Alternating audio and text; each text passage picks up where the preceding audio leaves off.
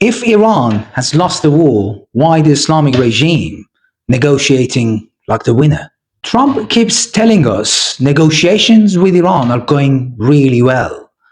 But he seems to forget one little thing. The Iranian regime is also telling us its side of the story. Right now, they're asking for pretty much everything. And my question is, why wouldn't they? From the beginning of the war, the regime had one objective: survival. Live another day, keep the Islamic Republic alive.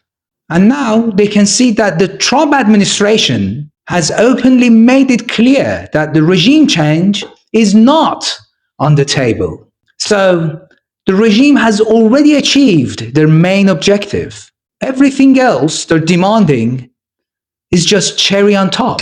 They know the Trump administration and its Qatari handlers, let's say, are not going back to military actions. They know the West is refusing to fight. They're not even saying all options are on the table anymore. No serious military pressure is coming. Americans barely even talking about the 420 kilograms of enriched uranium sitting inside Iran right now. Enough for around 10 nuclear bombs. They don't want regime change. They just want the Strait of Hormuz open. But here is the irony.